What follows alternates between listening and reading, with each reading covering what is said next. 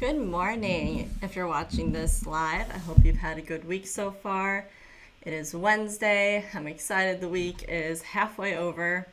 We're going to get into a new trial that I didn't see at all, and I also didn't see that it was like on any major news network. So I might go back and look, but the big ones really weren't covering it. However, they did cover the sentencing day, so there were victim impact statements and then sentencing directly after. So we're going to go ahead and watch that. But before we do, I'm just going to recap with you a little bit about it just so you know some of the things of what was going on in this case. So here, let me move myself in the corner because I have pictures for you guys to see. Okay.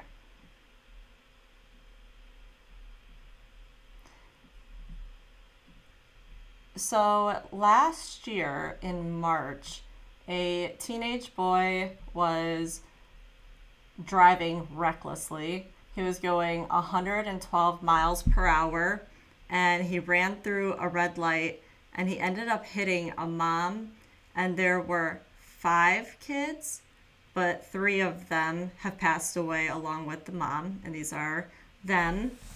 The other 2 were in critical condition, and I haven't heard word on where they're at right now, but it was very serious. So it's going to be a long road to recovery if they're even able to recover from some of the stuff. Let's see. His name's Chase Jones, 19. March 19th, 2024 is the day that this happened. He was in his new Audi. He was going 112 miles per hour, barreled through the red light, crashed into the van by Andrea Hudson. That's the mom. The 3 people that were killed on impact was a 12-year-old girl, a 13-year-old. Oh, man. They were so young.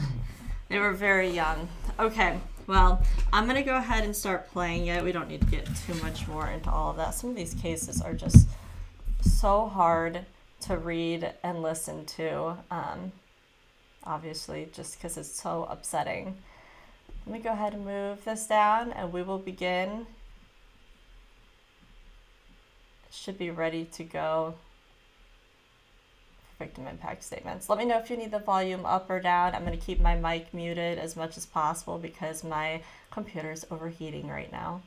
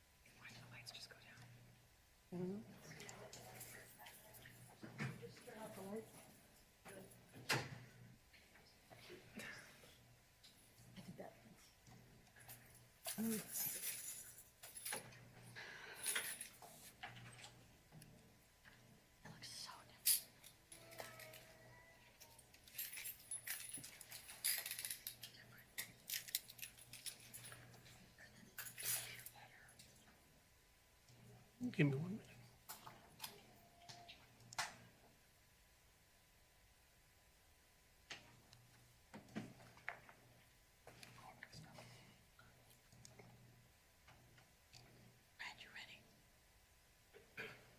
Okay.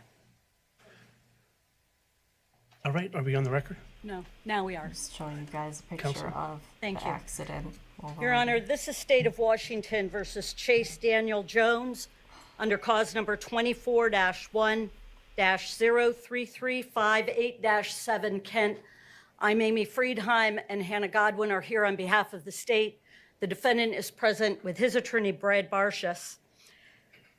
We are here for sentencing after the defendant pled guilty on April 3rd, 2025.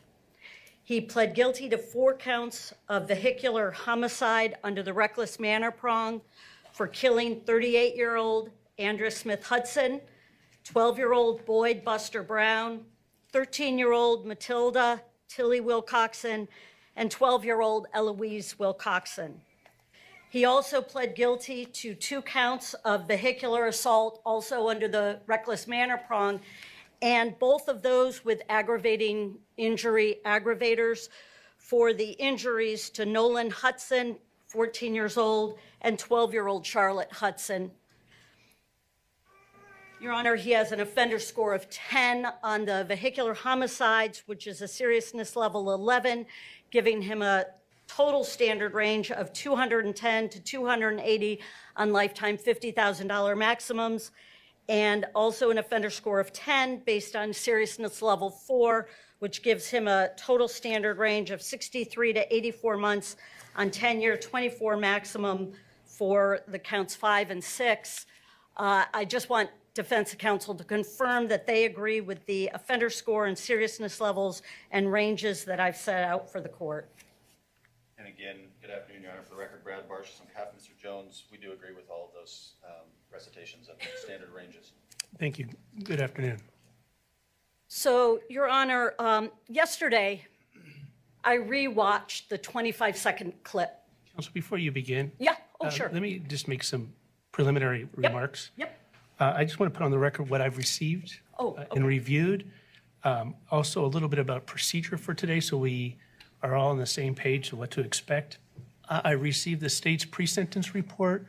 Yes, perhaps it was yesterday, perhaps it was the day before. Nevertheless, I received and reviewed a supplemental, which was the thumb drive with the video. I've received quite a few on behalf of the victims.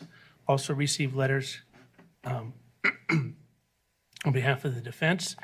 I've also received directly to our court some email correspondence from members of the community that I believe have been forwarded to both parties.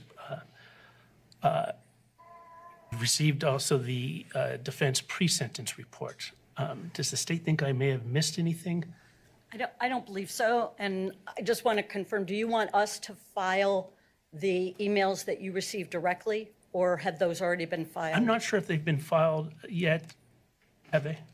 They have not. We can go ahead and file those. Okay. Does the defense believe or think I may have missed anything? No, Your Honor, I think you had everything. All right, let me talk a little bit about procedure today.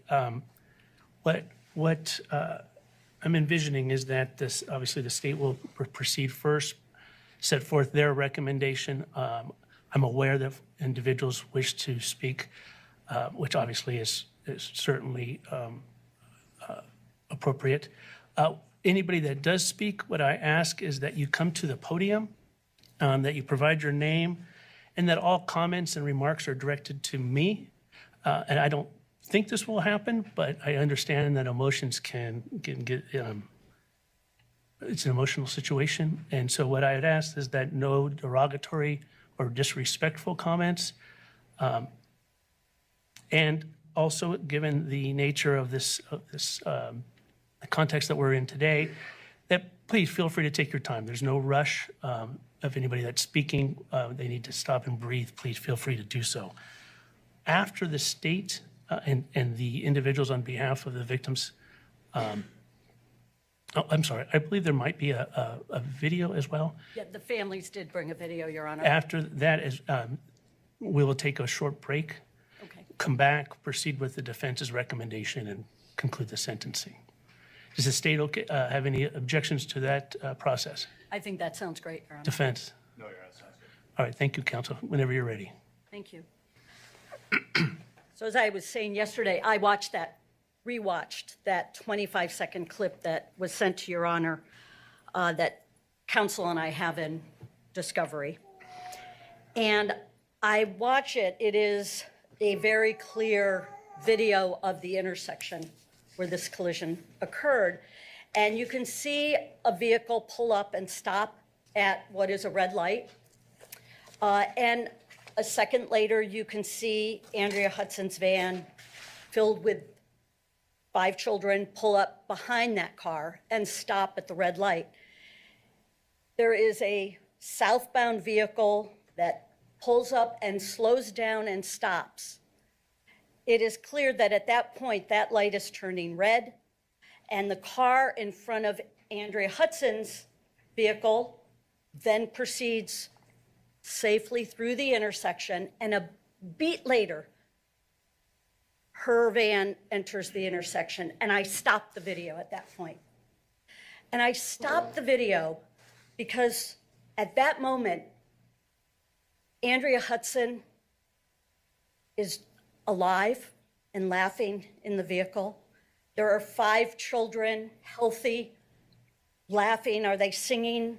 Are they telling jokes? They're all alive at that moment. And that's how I want to remember the people in that vehicle, healthy, alive. They will forever be 12 and 13 years old, 38 years old. Nolan and Charlotte will forever carry the scars in their heads and on their bodies from the injuries that they received. But at that moment, everybody is healthy, everybody is happy. And I look at the video and where is Chase Jones? He's not in that video because his car is so far down the road, because he is driving at 112 miles per hour. That's 164 feet per second. That is less than a second to drive across the width of a football field. And who is the person who's behind that wheel?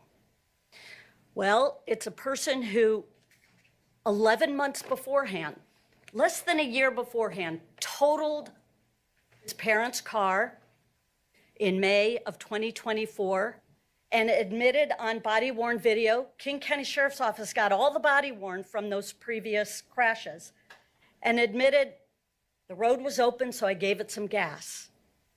And he's there with his parents and lectured by the police.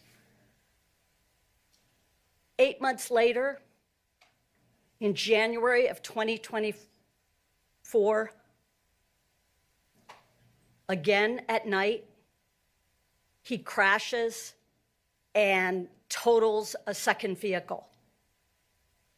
His parents are in the body-worn video. They've arrived. The man who he hit doesn't speak English very well. And he's saying, he's so fast. I didn't see. And inexplicably, he got a ticket.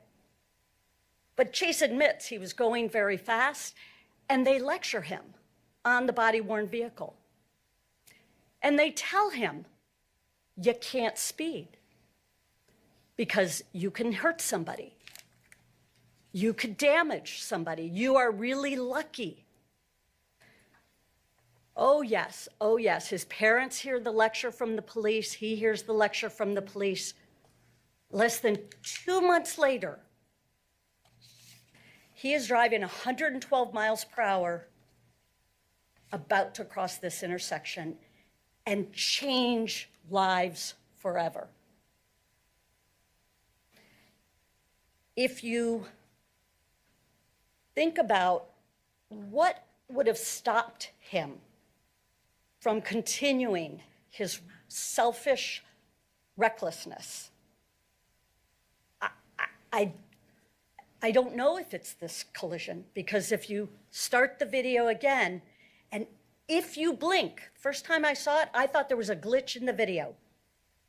If you blink, you miss the missile that is his vehicle, that completely plows into the side of the van and takes it off camera. 2 other cars are damaged in this collision. So this is not just a 2-car collision. This was a 4-car collision. So what will stop Chase Jones from hurting other people in our community? It's not totaling his vehicles. Speed kills, we know this, but a prosecutor's job is threefold. We're quasi-judicial officers, not total judicial, but we're quasi-judicial officers. And our job is first to the community, for community safety. And we can't promise the community safety unless Chase Jones is off the street for long enough such that he will get out. This is not a lifetime sentence. He will get out. And his parents will have grandchildren with him. And they will have dinners with him. And they will watch him grow old. That will never happen to the parents who lost their 4 children, because 38, you're still a parent to a child. What will stop him? I don't know. But I have to say that as a prosecutor, we have to protect the community. The second thing is we have a duty to our victims for some accountability. And the third thing is we have a duty to the defendant. He's 18. His parents gave him 2 cars that he totaled and are proud that he saved money to buy a 3rd car at 18. So we balance out what could the sentence be, what protects the community, but also understand that he was 18. Your Honor, he pled as charged to all the felonies, including the aggravators. And I know that Your Honor knows what that means for those 2 aggravators. And that's why the defense pre-sentence report talks about youthfulness. We took into consideration that, and that's why we're asking that all of these counts be served concurrently. And we are asking that the low end of the standard range be on the fatalities, but high end of the standard range be on the 2 vehicular assaults. Although they will all be served concurrently for a total of 210 months if Your Honor follows the joint recommendation. This is a violent strike event. It was extraordinarily violent. And because of that, there's 18 months of community custody. And on that community custody, the defense has agreed to several conditions, including that he not drive without an intelligent speed assistance device on active mode. Now, right now, on the governor's desk is Bill 1596. It was brought forward by Representative Leavitt after this collision, but not because of this collision. If the governor signs it, we'll be the 3rd state in the nation to have intelligent speed assistance devices in the law. That doesn't prohibit, Your Honor, from ordering one. The act on the governor's desk, though, was named by the Senate the Beam Act for Buster or Boyd, Eloise, Andrea, Matilda. So there's a legacy that maybe out of this, other people will not cause the damage that Chase Jones has caused. So we do ask Your Honor to order the intelligent speed assistance device in active mode. And what that does is it prohibits the driver from going 10 or more than 10 miles per hour over whatever the posted speed limit is. And it works by GPS, and some modern cars will tell you how fast you're going, and if you exceed the speed limit, it'll flash. That's an inactive mode. This device actually stops you from going more than 10 miles over whatever the posted limit is. Similar to the ignition interlock device. So we do ask you to order that. We ask you to order that he attend the aggressive level 2 driving program, and that he not drive without a valid license and insurance and have no moving violations.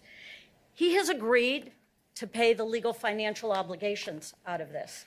And sentencing, restitution will have to be determined at a later date. In the plea agreement, we started to let the court know there's some CVC, and the defense is aware of that, but the full amount of restitution we will have to determine at a later date. I don't anticipate it being much more than what we have put forward already.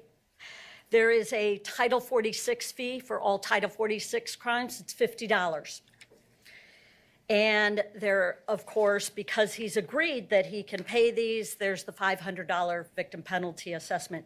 We are not asking for any court costs, and the defense is a private defense attorney, so there are no recoupment fees associated with this. I know that we have many speakers who are going to address the losses that they felt, so unless Your Honor has questions about our plea agreement or how we came to this decision or anything in the plea agreement, I'm going to turn the floor over to my colleague to start to introduce the victims. Thank you. I don't have any questions for you. Thank you, Your Honor. Thank you, Your Honor. At this time, the state invites King County Sheriff's Office Deputy Stephen Johnson to speak. Before we jump into the different impact statements being read, I'm going to show the video really quick. If you don't like to see crashes or things like that, it's only going to be about 5 seconds, so look away, go to a different tab. I don't think there's any audio with it.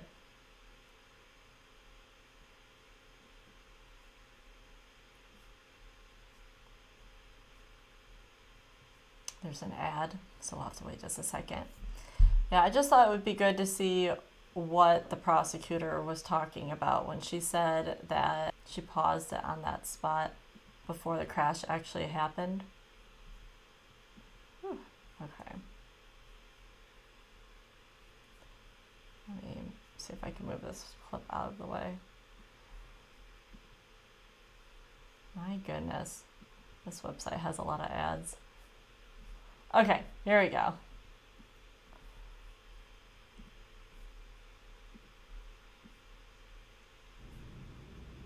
That's not the right one.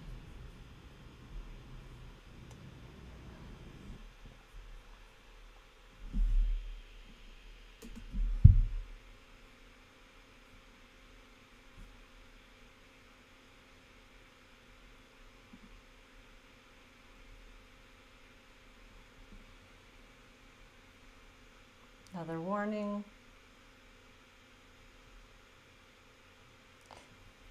I mean, it really does look like a glitch. It looks like it's missing time for that car to get there like that. One more time and I'll stop. My goodness, all these ads. No, that's a different one. All right, so you got to kind of see though, it was very fast. There couldn't even be a reaction time because it was just within a blink of an eye.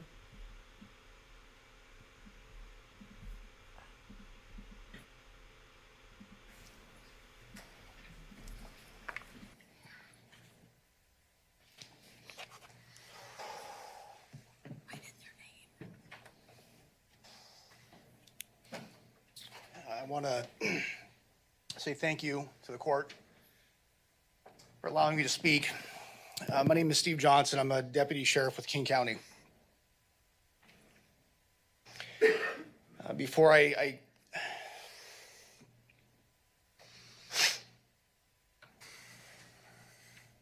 share my thoughts, I just want to comment that I'm grateful these beautiful pictures are up here. It's a good reminder why I wanted to come speak.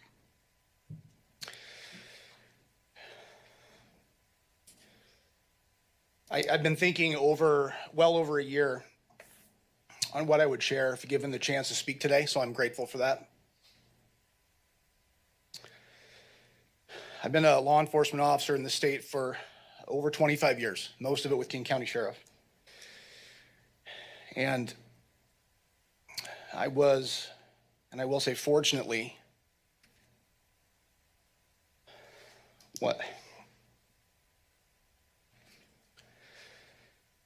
one of the officers that responded to this collision.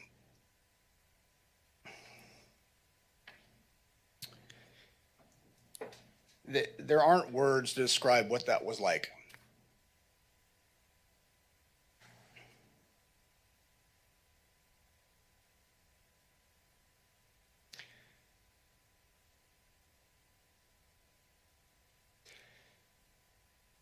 I am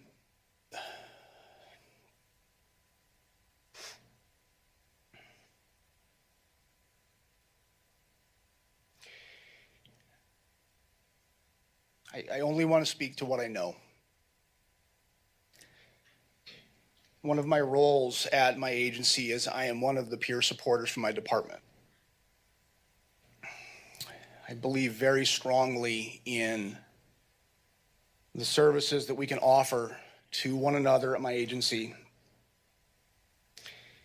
And I just want to take this opportunity to share how this has impacted the first responder community.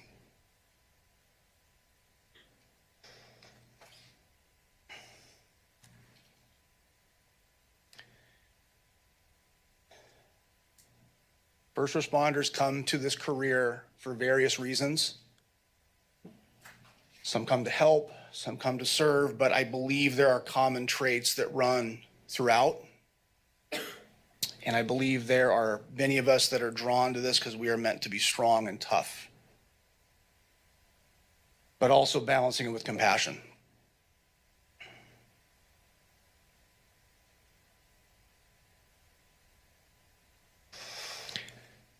Since this collision, I have had officers who work in our area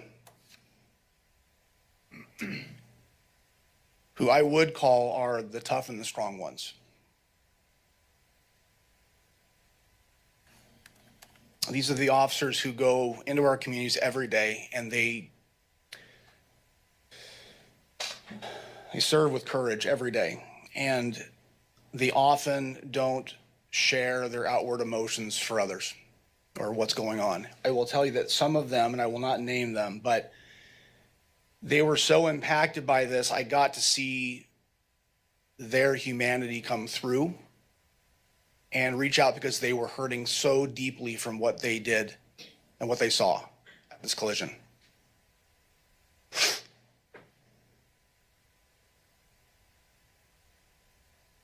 I was asked by many coworkers and friends and even some of my family what I would say today. And I'll be honest, right now I'm actually struggling with words.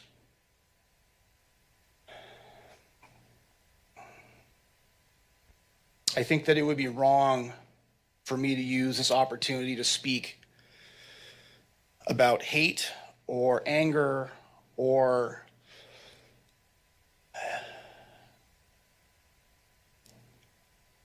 I think that this is best if I speak about a message of forgiveness.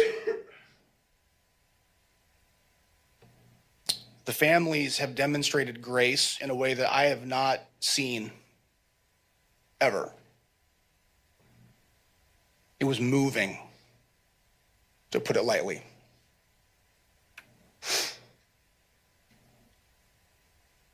They've been very open about their faith. And I want to believe that's where they have found strength. And it has been inspiring for me and many others to witness that.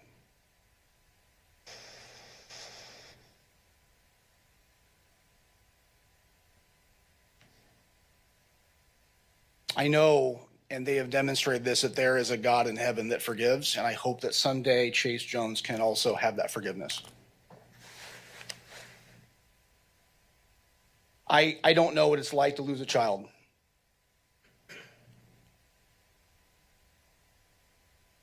I've experienced a lot of tragic things in my career, but I will never understand. I hope I never do what it's like to lose a child. My hope is that someday when Chase gets out of prison, if that's what happens,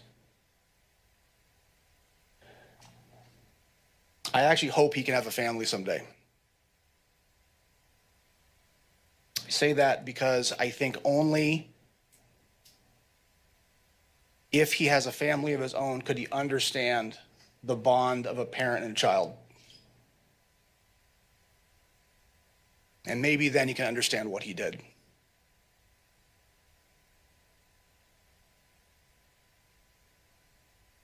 I appreciate your time. Thank you. Thank you very much. And now, Your Honor, we'll hear from Olivia Brown, sister of Boyd Buster Brown.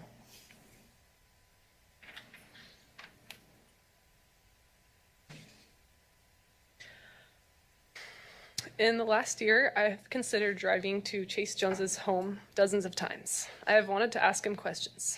I have wondered, what is he like and what does he feel? Is he remorseful? Or does he just regret his choice on March 19th for its costs on himself? For the rest of my life, I will not know how to answer when someone asks me how many siblings I have.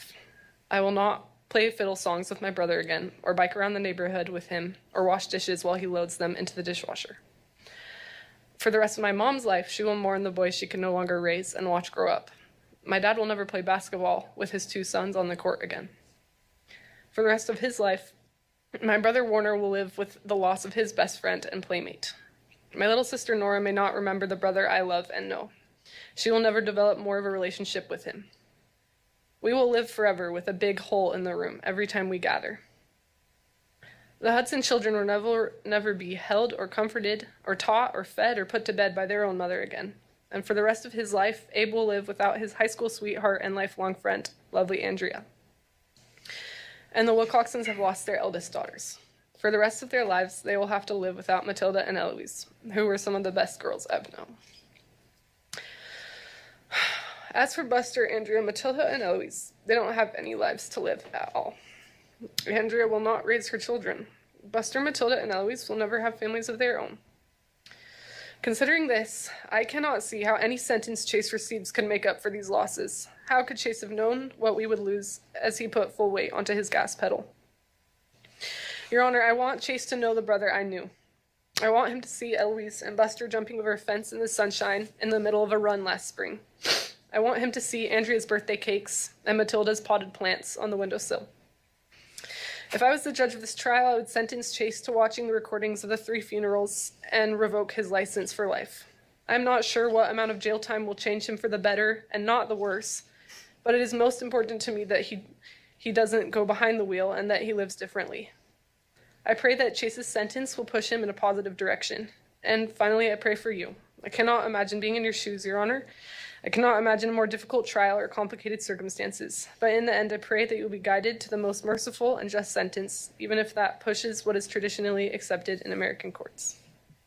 Thank you. Thank you. And now, Your Honor, we'll hear from Jaron Brown, father of Boyd Buster Brown.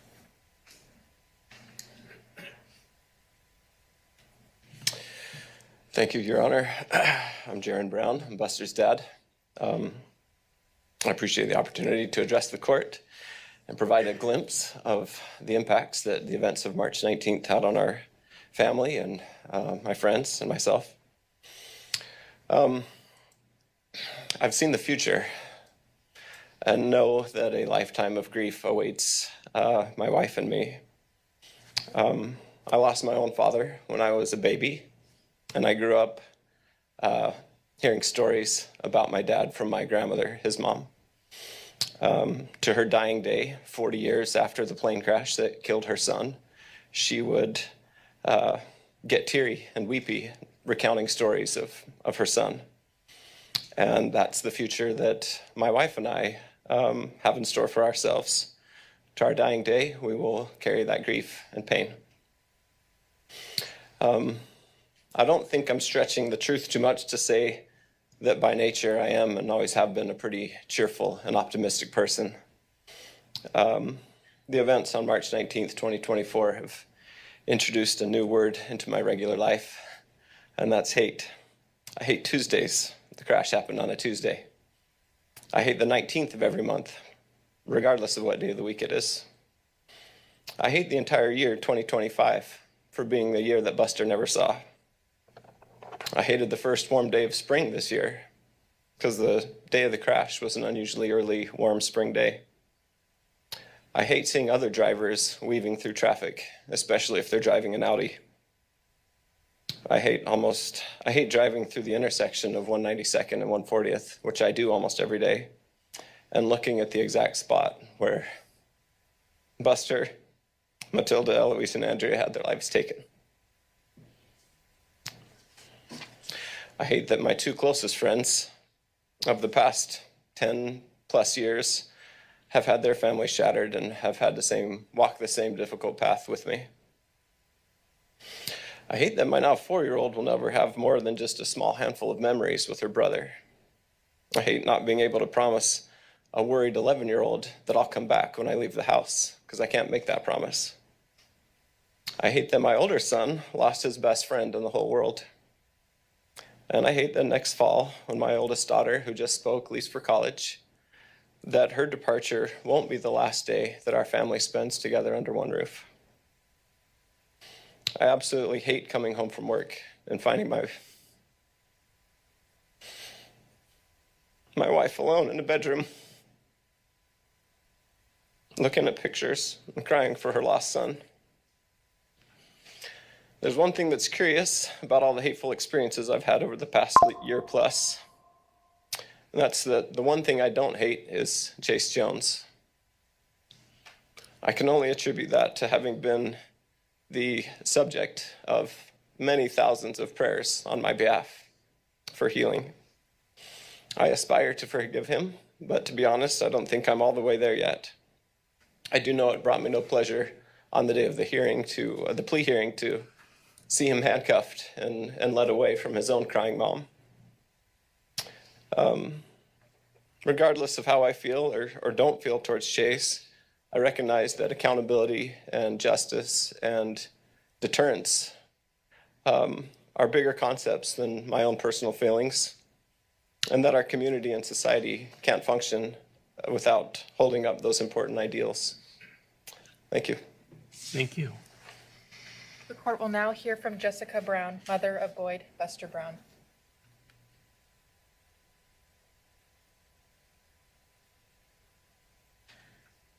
Your Honor, can't say I'm grateful to be here, but I am grateful for the opportunity to have a voice in this court today on behalf of my son and my dear friend Andrea and my 2 adopted nieces, Eloise and Matilda. The actions of Chase Daniel Jones have greatly impacted mine and my family's life. I feel like I lost not only Buster, but myself that day. I used to be a reliable, active participant who showed up with a willing heart and cheery disposition in my various communities that I was a part of. Now what I have to offer feels like an empty shell of a person who has no bandwidth to spare. I've had trouble sleeping since the crash, often being woken up by the sound of racers in the valley, which brings immense feelings of anger and pain to the forefront and makes it hard to fall back asleep. My view of the vulnerability of life and anxiety for my children's welfare has gone up tenfold. When my teenagers say goodbye and drive away, I worry every time now that they might get hit. When they have been driving somewhere and call my phone, a part of me wonders if this is the moment where they tell me that they got in an accident. I see Chase's speeding Audi in my mind every time I turn left out of my neighborhood and imagine him running into me. For a long time, every time I heard sirens, the horrific crash scene would pop up in my mind as if someone had turned on a projector in my head that I can't switch off. I imagine it'll take a lot of therapy and the rest of my life to really work through some of these hard things. One of my daughters, as Jaren mentioned, who used to happily babysit her younger sister, is now afraid to be left alone. If I have to leave, even only for a short time, she cries and asks, "How do I know you'll come back, Mom?" I can't honestly say to her the comforting words I so often used to rehearse to her, sung by the cartoon character Daniel Tiger, who sang "Grown-ups Come Back."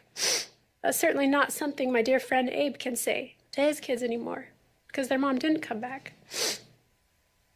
My son Warner, who was there by my side to witness the unimaginably sad scene of the crash, hardly spoke for 3 days after finding out that his brother, his second mom, and his 2 dear friends were killed, and that his other 2 friends were in critical condition.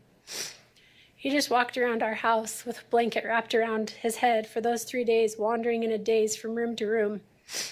He slept on his older sister's floor for 4 months because he couldn't bear to go back to the room he shared with his little brother and best friend. I've watched my oldest daughter struggle with feelings of sorrow and isolation as she goes through her senior year, a year that's typically supposed to be fun. I have often heard her in her bedroom crying at night in the dark when she should be sleeping peacefully. Even my 4-year-old, who was only 3 at the time, gets sad and will ask me from time to time questions like she asked last night when I was tucking her in, "Mom, did God want Buster to die?" That show me, even though she's little, the impact on her is still profound. No 4-year-old should have to ask these hard questions. The weeks and months that followed the crash, I watched my cheerful, adventurous, and fun-loving husband turn down opportunities to engage in the hobbies he used to love. He became more lethargic, apathetic, and down than I've ever seen him. He even got sick for about 6 weeks with pneumonia. He was sicker than I've ever seen him in his life, and I believe it was due to his stress and grief. Your Honor, these descriptions are just a window into the impact on me and my family, but don't even speak to the impact of a future without Buster. The future where he would be getting a license, going on a first date, serving a mission, getting married, and one day becoming a father, which he was so excited to do one day. Nor do they speak to the impact the crash has had on the Hudson and Wilcoxson family. Your Honor, I don't envy your position. I don't know what the right thing is to do. I've grappled with it, rewritten this about 10 times. But knowing that prisons don't have a great track record of changing people for the better, rather than advocate for an extended period of jail time, I'd like to advocate for 2 things. First, that part of Chase's sentence is watching the funeral videos of all 4 of the beautiful people his speeding killed that day. And second, I don't even know if this is possible, but that his license be permanently revoked. May the grace of God be with you as you make this decision, and also the grace of God be with Chase as he's held accountable to the consequences of this sad tragedy. Thank you. Thank you. Your Honor, we'll now hear from Chase Wilcoxson, father of Matilda and Eloise Wilcoxson.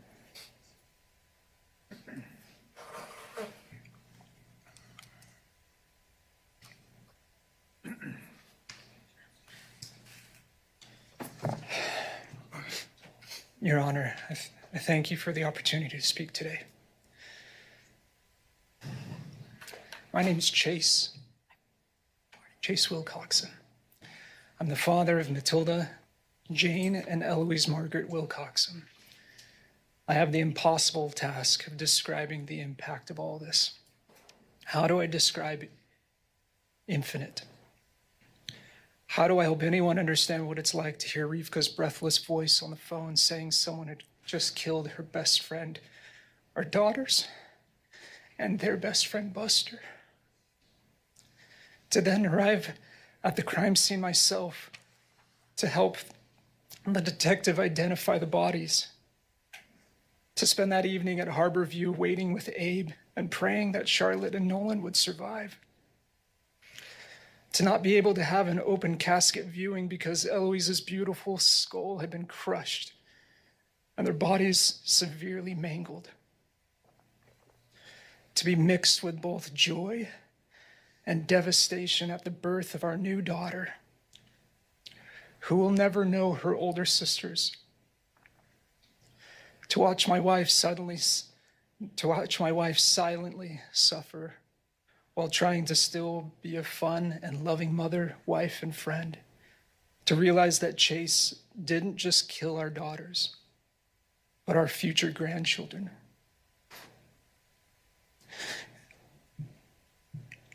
And their children, and so on. To wake up every day realizing that the nightmare is real. And all of this is only the impact on us. What about the lives that each of the dead should be having right now? Matilda and Eloise should have decades of their life left to live and experiences to have. A first kiss, falling in love, getting married, raising children. Thousands of people they could have befriended, loved, and influenced for good, as they often did. He will never know what it's like to look into Matilda's giant,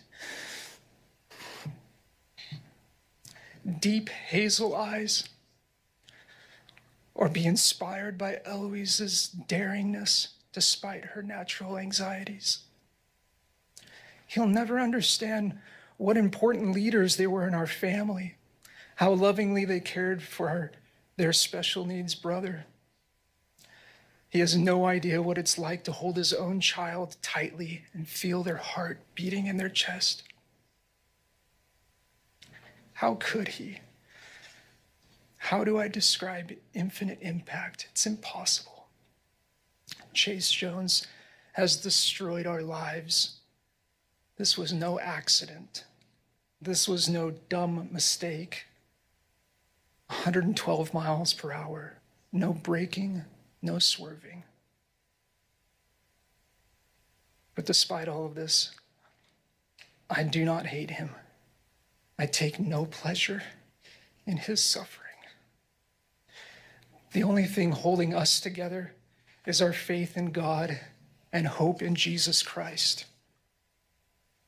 There is good that can come from this situation if he finally learns and is allowed to take responsibility for his actions. I have faith that the power to truly change can be his if he chooses. But it is apparent that he needs guidance in that process, and it isn't going to happen without some pain. I'm far from a perfect parent, but even I know that shielding your children from consequences is like building volatile pressure. If you don't let the pressure release with small consequences, it builds and builds until a catastrophic conclusion like the one we're in now. We are here today at least in part because Chase Jones was allowed to continue his destructive habits without consequence. Your Honor has the unenviable responsibility to arbitrate between justice and mercy, to rightly balance Chase's consequences. Like the parent he desperately needs, you must decide how best to help him reform. I don't want another life destroyed. There's already been too much of that. I do want Andrea, Matilda, Eloise, and Buster to be as real as possible in his mind. Inevitably, their abstract thoughts to him, he didn't know them. Perhaps you could order him to watch each of the recorded funerals, or review the body cams of the first responders that day, or review the autopsy files and pictures. Anything to remove abstraction. You could help the community by ordering him to speak to other teens about the dangers of racing. You might also consider permanently removing his privilege to ever drive again. I want consequences for Chase, not because of hate or vengeance, but because those consequences are necessary for his change. These consequences should be designed to help this process and to send a message to the community that we do not tolerate this sort of disregard and disrespect to human life. Thank you. Thank you. And now the court will hear from Rivka Wilcoxson, mother of Matilda and Eloise Wilcoxson.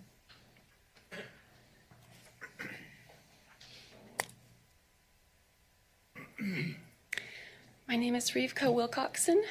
I am a close friend of Andrea Hudson and of Buster Brown and the mother of Matilda and Eloise Wilcoxson. For the last several years, my husband and I have deliberately constructed our family life to be in close association with these families, the Browns and the Hudsons, for many reasons, foremost among them being the diligent and adventurous, faithful and kind influence of Buster Brown. We want our sons to grow up to be like Buster. And the loving, playful, creative, and gentle influence of Andrea Hudson. We want our daughters to grow up to be like Andrea. I want to grow up to be like Andrea. These people are family to us. And Matilda and Eloise, from the moment we learned that we were expecting them, they have lit up our lives. They've been important leaders in our family of 7 children. They've brought us and countless other people so much joy. We were quite young parents, and we grew up with them in many ways. These 4 people loved and created beauty and goodness, and we feel their absence constantly. The loss of any one of them would have been devastating. The loss of all of them at once is unspeakable. Merely as an observer,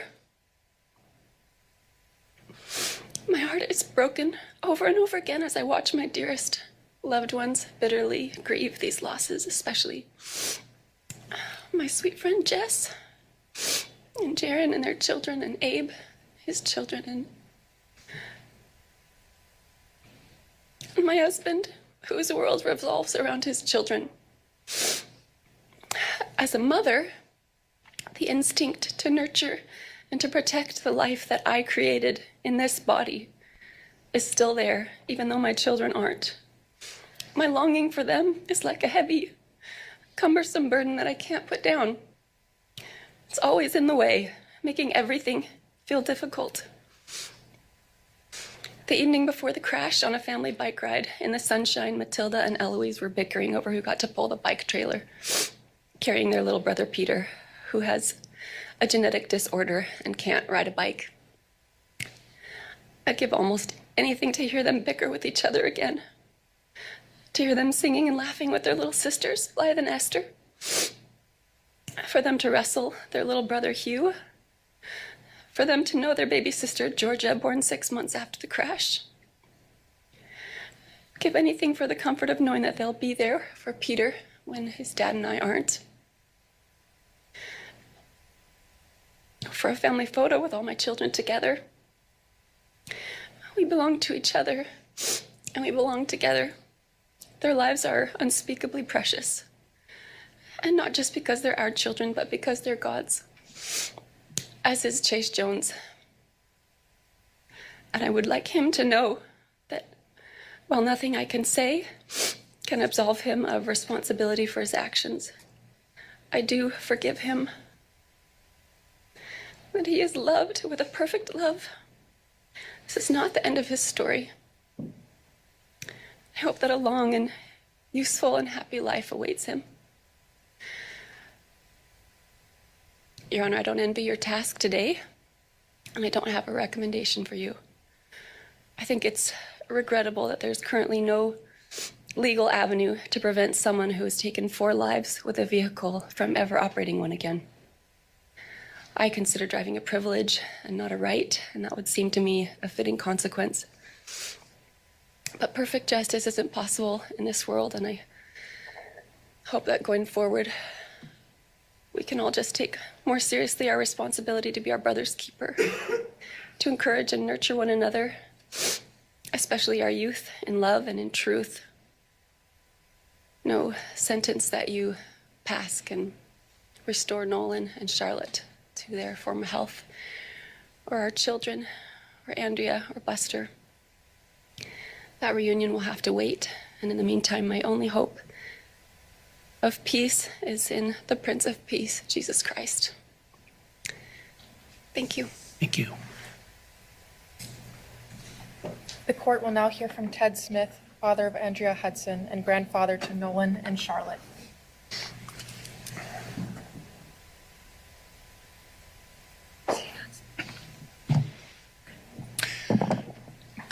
Your Honor, I'm Ted Smith, the father of the deceased driver of the van, Andrea Hudson, and grandfather of the surviving passengers, Nolan and Charlotte Hudson.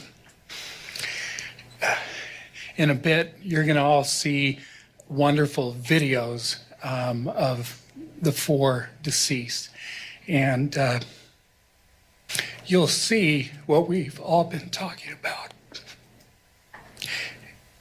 Andrea was happy and loving. She was an educated young mother and wife with a calm, confident smile that touched everyone. And she had a contagious laugh that you'll hear. She was deeply loved by many, family, big families, as you can see, and friends. As always, she was helping children and friends in that devastating moment of the crash.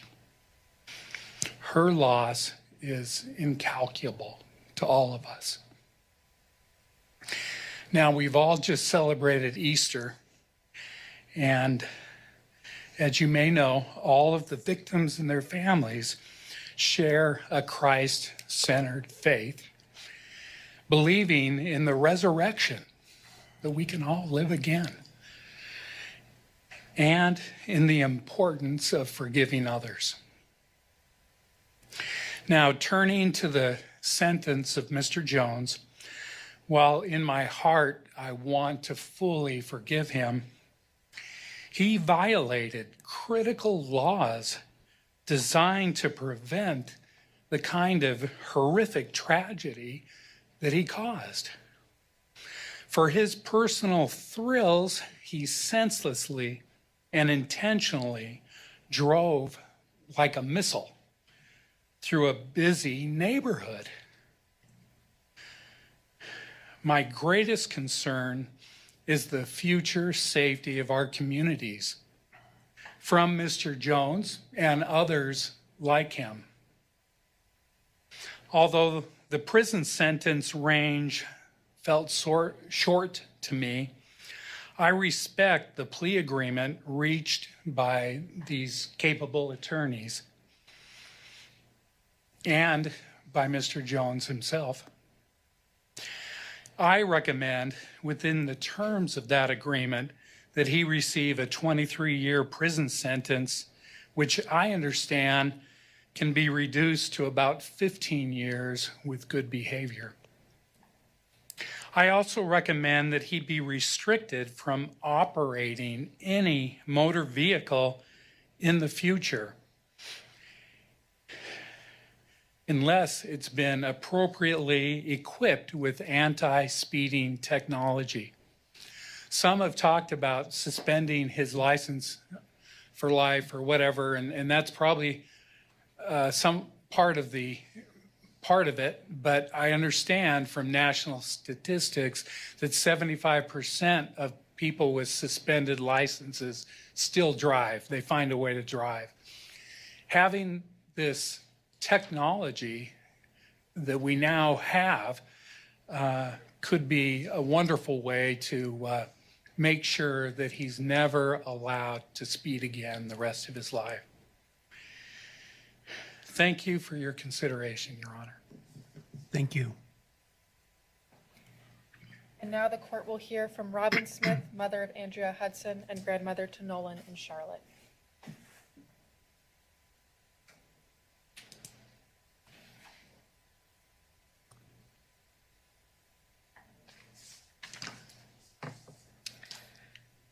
Your Honor, I'm Robin Smith, the mother of Andrea Hudson and the grandmother of Nolan and Charlotte Hudson.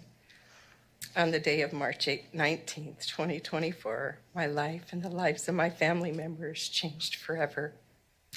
I received the news that my beautiful daughter Andrea was gone. I was also told at that time that Charlotte was gone, and the only survivor of the car crash was Nolan. That Buster and Eloise and Matilda were also gone. A couple hours later, we were informed that Charlotte was alive. Never could I have ever imagined a tragedy like this happening to our family. Nolan sustained some very serious physical injuries, and Charlotte a severe brain injury due to the crash. I have no words to describe the loss of Andrea being gone from my life. My heart is broken, and my heart aches for her every day. I miss her smile, her laugh, our conversations. I miss having her at all our family gatherings, and we have quite a few. I miss her walking into the kitchen and saying, "Hi, Mom." My heart aches for my children and for the Browns and the Wilcoxson families. It aches for Abe losing the love of his life and his best friend, and it aches terribly for my 3 grandchildren who have lost their mother. She brought so much joy into their lives. She was a peacemaker. She was an extremely kind and patient. She had a quiet strength about her. She was full of poise and grace. She loved to create things, and she loved to make her home beautiful. A beautiful environment for her family. She loved all her family, but Abe and her children were her life. They were her top priority, and she loved being a mother. Her family was her life. No one in the world can replace her. We all try to fill the void for the grandchildren the best that we can, but it cannot be completely filled without her. She was their everything. She was their light in the darkness. She was their hope when they were fearful. She was their calmness when they were anxious. And she was their joy in times of stress. She was the heart of their family, and she was their love. And they were the loves of her life. I feel the loss of Andrea every time at our family gatherings, when I look at her children, when I look at Abe, when I look at my children, when I'm in her home, when I want to get her advice, when I use avocado cooking spray, when I wear my red shoes, when I look at family photos, when I see a rainbow, and the list just goes on and on. There are so many lives that have been shattered by this incident. I know Chase Jones' life is severely affected too. My heart goes out to Chase Jones and his family, and I pray for them. I want Chase Jones to have a good life and a beautiful life. I personally don't want to see him go to prison. I don't think prison will help him improve his life. I wish there were some other way he could be held accountable for his actions. I know that we have to be held accountable for our actions, and I don't know what the answer is. I understand there has to be accountability, and I don't want to see this happen to another person or another family. I feel that if he maybe had been accountable in any of the earlier collisions, maybe that would have helped him, and maybe it would have prevented this terrible tragedy. I want to tell Chase Jones that I forgive him. In no way does this make the life of my daughter, Andrea, or Buster, or Eloise, or Matilda insignificant. But it helps me to have peace in my heart. And I want to be able to help my family. And by forgiving, I feel like I can have this peace, that's the way that I can create a beautiful life for my family. My hope is to help my grandchildren to build a beautiful, meaningful life for themselves, full of hope and light and joy. I want to create new, wonderful memories for them and to keep the memory of their mother alive. I want to see beauty for ashes, as it says in the book of Isaiah. Thank you. Yeah. And finally, the court will hear from Abraham Hudson, husband of Andrea Hudson and father of Nolan and Charlotte.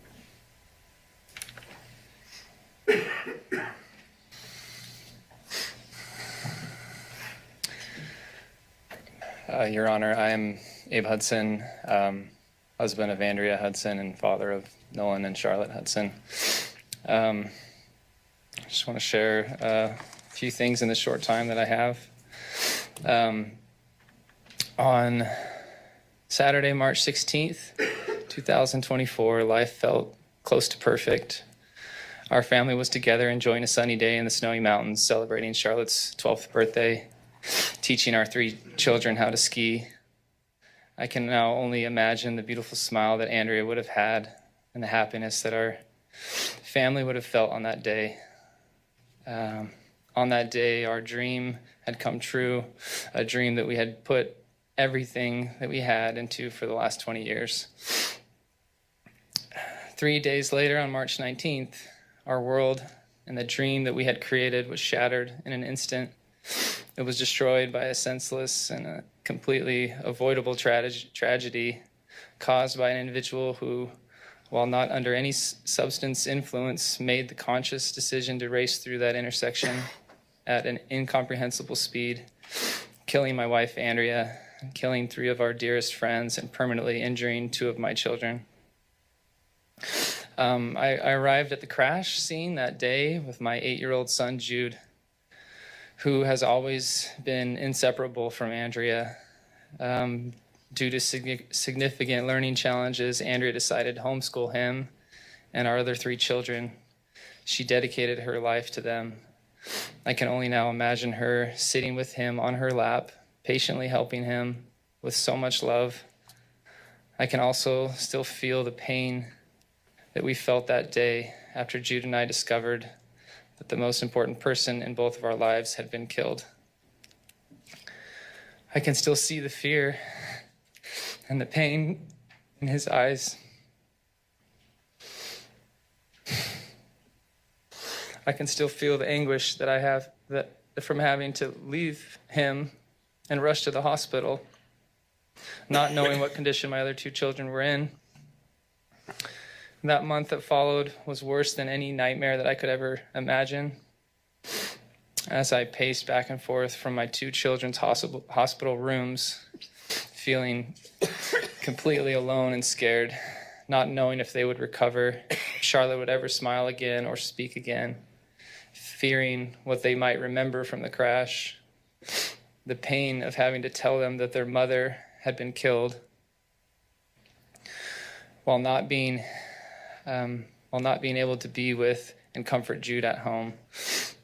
And unfortunately, that only scratches the surface of the impacts. There's no way in this short amount of time to begin to describe the pain that we had to endure and continue to endure, this pain and fear that we still carry and feel every day. No one will have to deal with the impacts of a compromised immune system and limited range of motion for the rest of his life. Charlotte, the impacts of a severe traumatic brain injury for the rest of her life. There will be a gaping hole in all of our hearts for the rest of our lives from the loss of Andrea and our dear friends Matilda, Eloise, and Buster. We will never recover from this tragedy. We are left with lifelong physical, financial, mental, and emotional damages. Your Honor, nothing is going to bring them back or make this right. However, I can only hope that somehow the sentence given reasonably reflects the magnitude and lasting impacts of this heinous crime. That somehow today's outcome gets enough attention in our community to provide a positive impact, that it convinces some people to rethink their selfish decisions, to stop and care about those around them, that it somehow can save lives. Thank you. Thank you. Your Honor, at this time, the families have put together a video for Your Honor's viewing, if I may play it. Of course.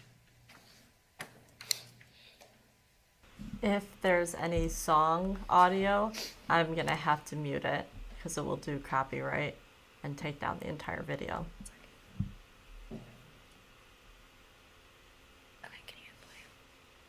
If you close the door, like the glass forever, leave the sun shine out, say hello to never.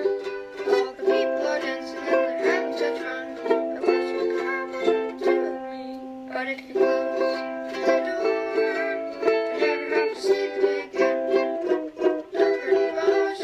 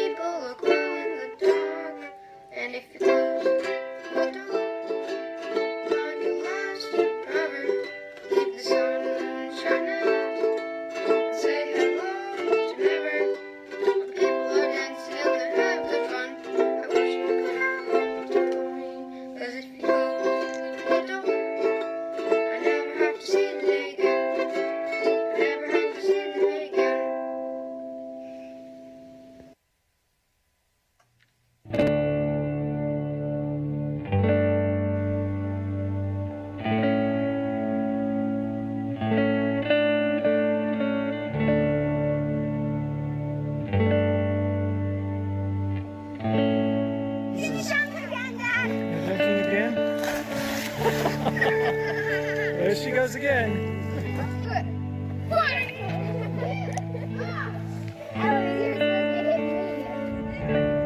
Nice job, Till. Good job.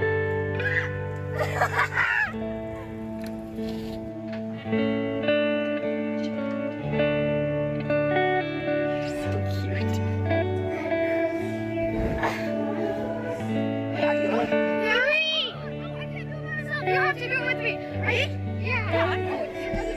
3, 2, 1, go!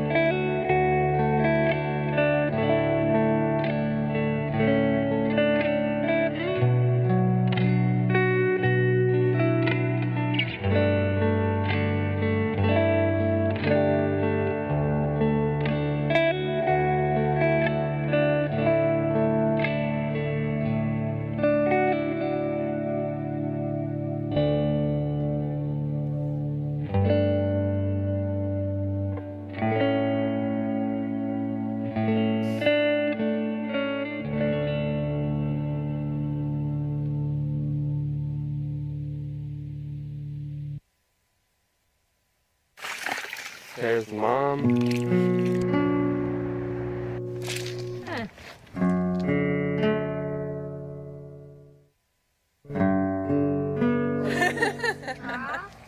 Everybody dance.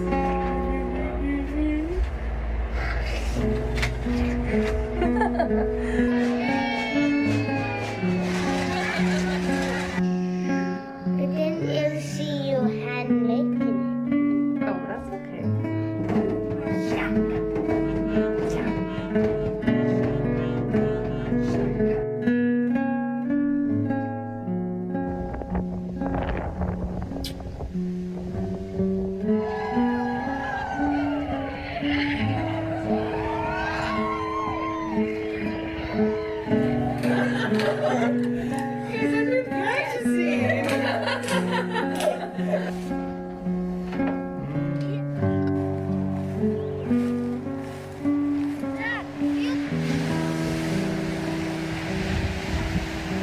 Okay, good night.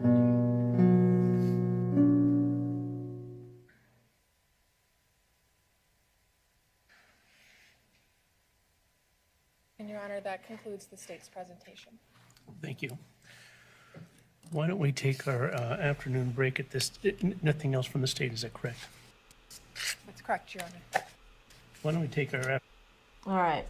So they take their break and then they come back for sentencing, and that's what I have ready to go. So we're going to go ahead and get this started. That entire victim impact statements, I think that was the hardest one I've ever had to sit and listen to and try not to cry. So upsetting. And I can't even begin to imagine the pain of it all. I know some of you have said you forgive me, and I'm not sure how, but that does mean so much to me, more than you know. I thank you for that. I'm so sorry for the losses I've made you suffer. I take full responsibility and accept the punishment given to me. And with time, I will find a way to make something positive out of this and help others who choose this behavior. I wish there was a way to go back and change things, but I can't. And it will haunt me for the rest of my life. While While I don't expect this letter to make a difference in how you feel about me, I owe it to you and myself. Thank you. Thank you. Thank you, Your Honor. Does that conclude the defense? It does, Your Honor. All right. We are here today because of a tragedy that should have and could have been avoided. As a result, life in this world of Andrea Hudson, boy Buster Brown, Matilda and Eloise Wilcoxson were cut tragically short. Two others, Nolan and Charlotte Hudson, were seriously injured and who will endure pain that shall not be ignored. In an instant moment, the lives of these families, friends, schoolmates, teachers, mentors, neighbors, soccer teammates, running partners, and first responders were shaken and altered forever.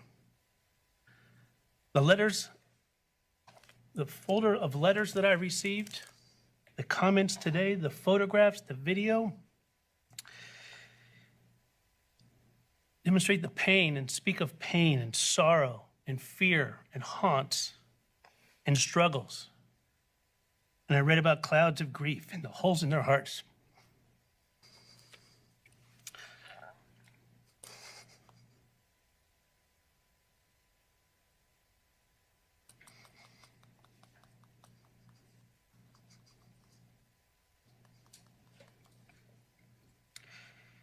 It is my job, I'm tasked with imposing a fair and just sentence. And I'll try my best to accomplish that.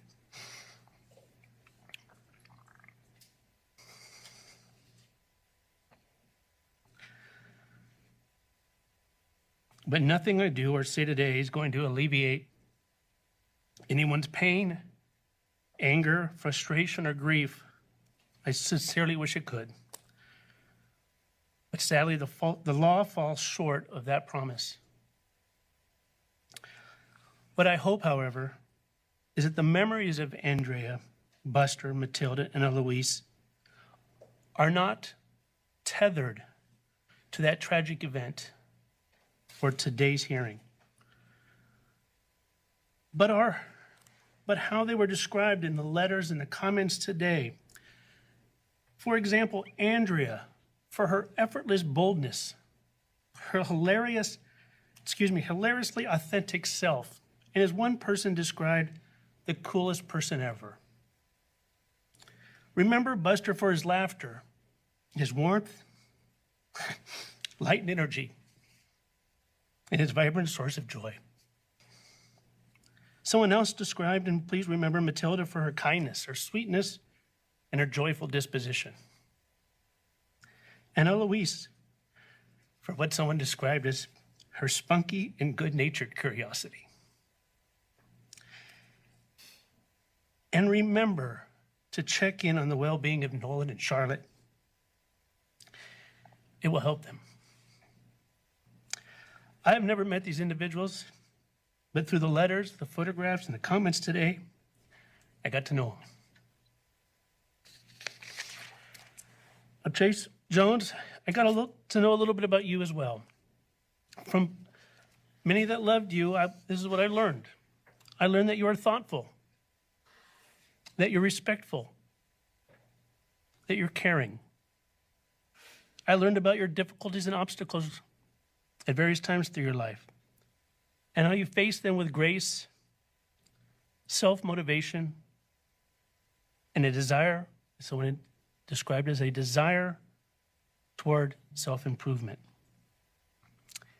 I read the letters, and I observed you today, and I do believe that you're genuinely remorseful for this tragedy. We are not defined by our worst moments, but rather how we respond to those moments. And from what I've been told, Mr. Jones, you have the extraordinary potential and drive to be the best version of yourself. and not only learn from this tragic event, but teach and hopefully deter others as well. My advice to you, sir, is I sincerely hope those goals and promises can come to fruition not by words, but by your actions. If anybody leaves this courtroom with a dry eye, including me, having a robe does not make me stoic or lose my humanity. This is tough. It's tough for everybody in this courtroom, everybody.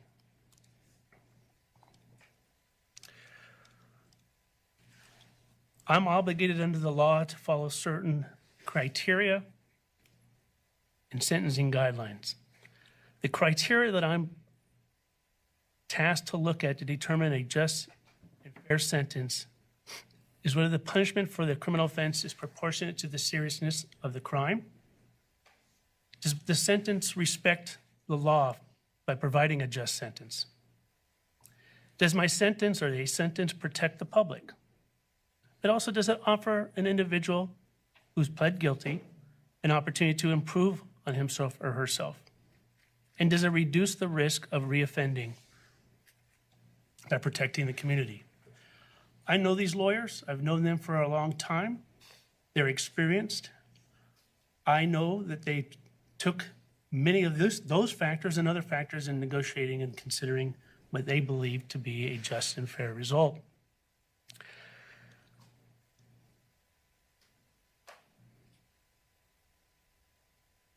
I am going to follow the agreed recommendation and impose the following.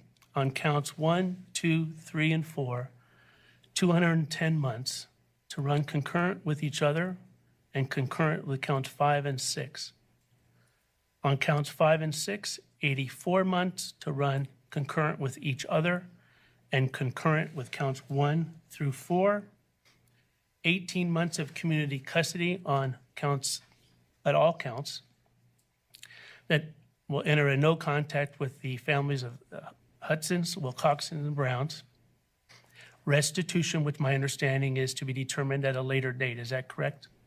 That is correct, Your Honor. And what is your client's position about being present for a potential restitution hearing? Your Honor, my client would waive his presence.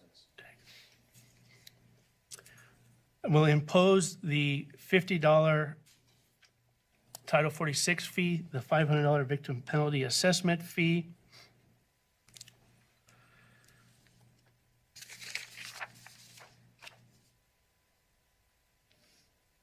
the conditions, the conditions of no moving violations, that you do not drive a motor vehicle without a valid license and proof of insurance, that you do not drive a motor vehicle without a functioning intelligent speed assistant device, active mode, and that you complete level 2 of the driving program. Is there anything else that the state believes that I may have missed or need clarification? No, I don't believe so, Your Honor.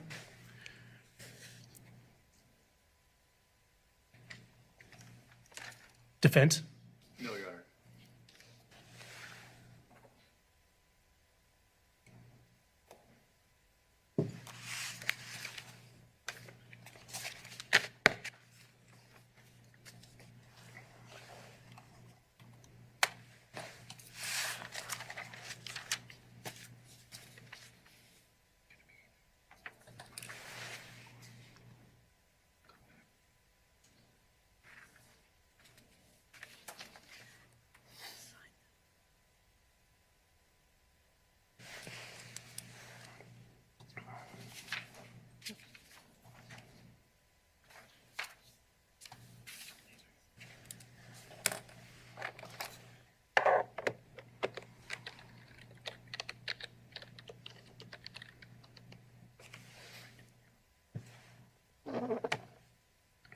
Just want to clarify, Your Honor, is waiving the court costs. We did not ask for those.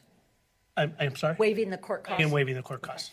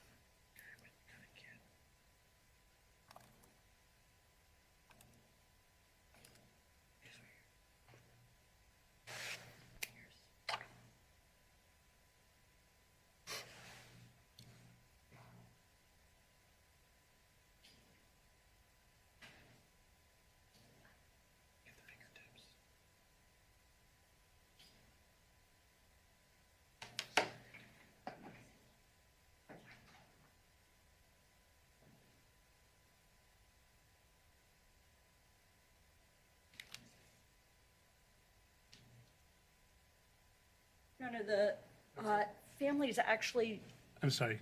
Somebody may want to talk to you.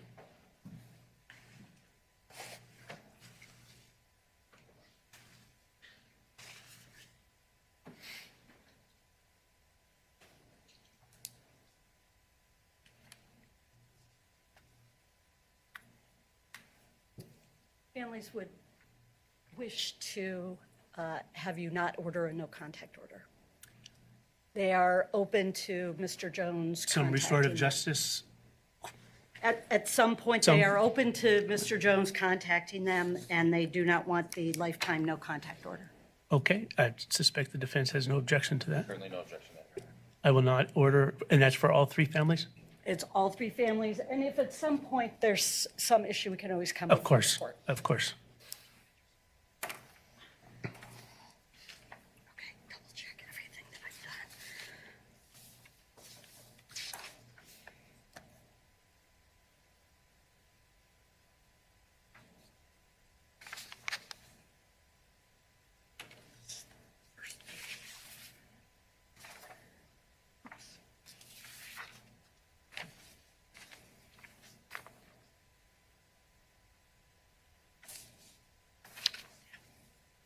Okay.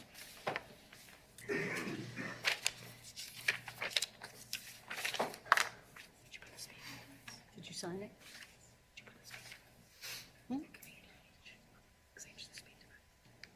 Oh, yeah, I wrote it into our, we now have an appendix H, I'll send it to you now.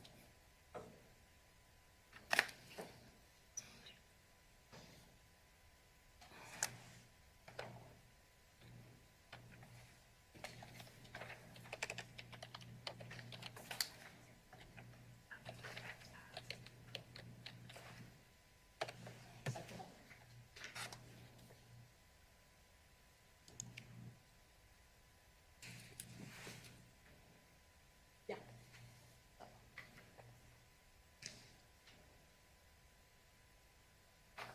Actually, Your Honor, I'm going to hand up to the court to begin the fingerprint form that was done here in court, and your clerk has given us the thumbs up on the collateral rights and the notice of ineligibility to possess a firearm, and Mr. Chase's loss of voting rights.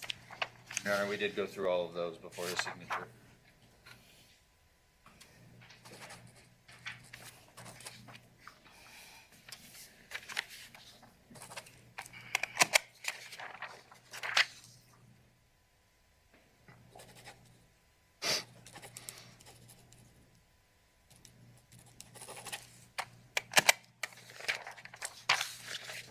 You want them all at the same time? Okay.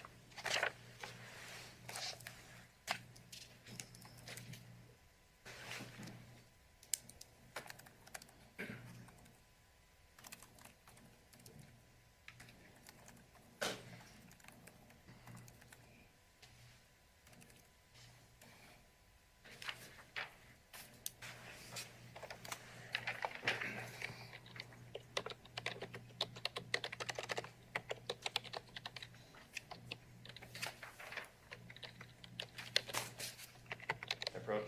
Of course.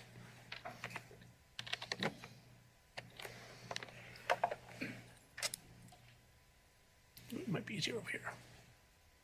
Your Honor, I'm handing forward the judgment and sentence. It appears the court will oral ruling. Thank you.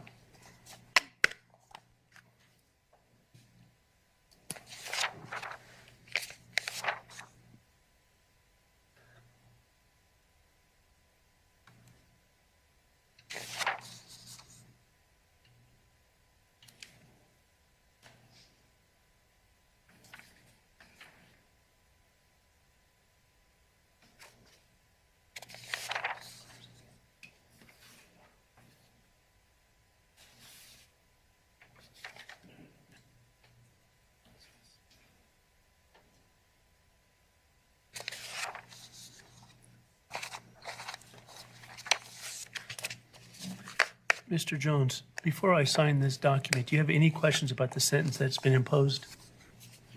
No.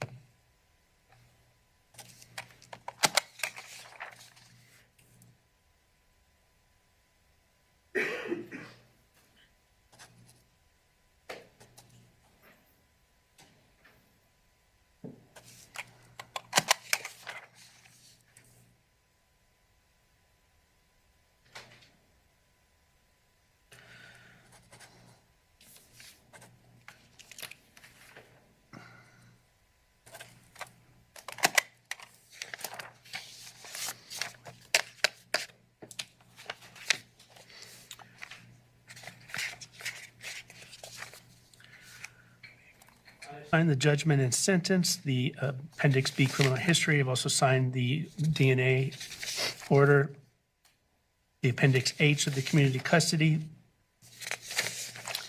the notice of ineligibility to possess a firearm and loss of right to vote, and the fingerprint form. Anything else from the state? No, Your Honor, I will need to serve Mr. Jones with his notice of ineligibility to possess a firearm. Mr. Jones, you cannot be near a firearm. Washington law interprets that very broadly. Don't be in a house, don't be in a car, don't be near a firearm until a court actually signs an order and allows you to possess a firearm. You are losing your right to vote in this because of this while you are in the Department of Corrections. As soon as you are released from the Department of Corrections, you can register to vote and use that right, even when you're on community custody. It's just while you are in the Department of Corrections. And if that law changes, you'll know about it in the Department of Corrections. I'm serving you with that notice. Receipt acknowledged, Your Honor. Anything else from the state? No, Your Honor. Anything from the defense? No, Your Honor, thank All you. right, that concludes this matter. Best of luck to everybody. Thank you, Your Honor. All right. So, to kind of break down what he actually got with the sentencing, he is sentenced to 210 months in prison, which is 17.5 years. I am shocked that the family asked that there is no contact orders or anything, that if he wants to reach out to them, he can. The police officer that went first, giving the victim impact statement, said that the families have all been conducting themselves with such grace and just really going above and beyond, having just dealt with horrible things. And I agree. I mean, they were kind to him. I was taking some notes in this, but you know, Buster's dad was going on and on about all the things that he hates. Even like the day of the week, he hates it because it was on a Tuesday. The time of year, he hates it. First day of spring, like he went through this whole thing, and then at the end said, "But I don't hate Chase Jones." The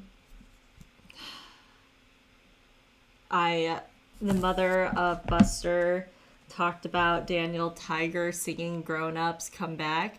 That is actually something that my oldest daughter watched when she was little. It was pretty brand new at the time, and I used to sing that song to her, and that got me going. There was twice that I was able to stop the tears from happening, but that was definitely the worst victim impact statement speeches, emotional wise, that I've had to sit here and be live for. It was just, it's awful. The whole situation's awful. Yeah, I have no doubt that he most likely will try to, even while he's in prison, try to get on a different path and start doing good, and the family being there to support him in kind of that way is amazing. So I also looked around to see if they had started any charities or if they had any like GoFundMe type things, because one of the parents talked about just the cost of everything. I couldn't find anything, but if I do, I'll come back to this video and I'll put it in the details, and that way people can know where to go, and just to help if they want to help, or even just be supportive. So, all right, thank you for watching. I will be back on here in a little bit. I have a couple more videos I'm going to be doing today. I have a Monica Sementelli video, just an update that I'm going to be doing. And I have another update for Chad Daybell. If you didn't see the video I posted yesterday, I went through and was reading some of his book that he wrote about him and Lori, and he's just very creepy to me. Gross. Anyway, so if you haven't seen it, go see it because the next one I do has to do with that. So, all right. Thank you for watching, and I will see you guys in a little bit.